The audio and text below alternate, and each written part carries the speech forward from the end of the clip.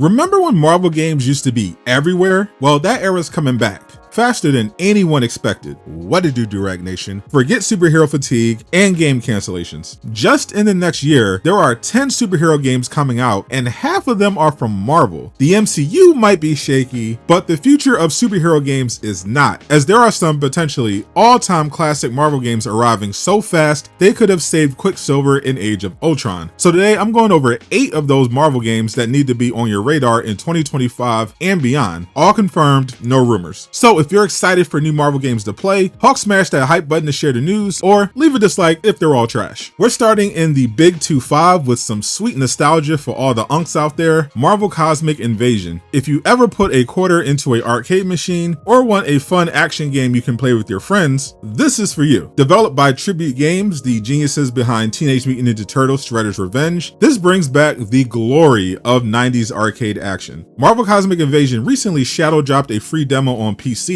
while revealing Black Panther and Ghost Rider will be joining an already impressive 15 character roster that includes Spider-Man, Wolverine, and Silver Surfer. Thanks to the demo, data miners found out that the roster will also include Iron Man and Phoenix. The game supports both single player and 4-player co-op locally and online. Marvel Cosmic Invasion is expected to release on pretty much every platform except Google Stadia before the year is over. Meanwhile, breaking the fourth wall in November is everyone's favorite mercenary, Deadpool. This will be the first solo Deadpool game in more than 10 years, but some people are sleeping on this because it's in VR. Arkham Shadow was surprisingly one of the best games of 2024, and Marvel's Deadpool VR looks to be a worthy follow-up that similarly has combat and movement you would expect to see in a third-person AAA action game. Everything you love about Deadpool, the violence, the humor, the women, are all here and brought to life by Neil Patrick Harris. Deadpool is taken to Mojo World, home of the popular X-Men villain Mojo, and is forced into a multiverse hopping quest to kidnap villains for his new reality show, including Omega Red and Mephisto. You'll be shooting, stabbing, and using your own severed arm as a weapon exclusively on the MetaQuest 3 and 3DS on November 18th. Both those games will be a lot of fun, but 2026 has the potential to be the best year in the history of superhero games. Marvel plays a huge role in that with these 3 highly anticipated AAA games, all of them with Game of the Year potential. Fans sad about the Black Panther game being canceled by EA won't have to cry for long, as the year is supposed to start off with Marvel 1943 Rise of Hydra. This story-driven World War II action game from Uncharted creator Amy Hennig was supposed to launch in 2025, but was delayed to early 2026. A lot of the game was a mystery besides the beautiful story trailer revealing all 4 of the characters you'll be playing as, until a new leak gave us our first look at gameplay. Even though the leaked footage was from early in development and was, of course, nuked off the internet by Marvel's lawyers, it showed off some of the coolest superhero combat we've seen since Web of Shadows. Now, fans won't be forced to fire up Marvel's Avengers in order to feel like Captain America or Black Panther. The official gameplay trailer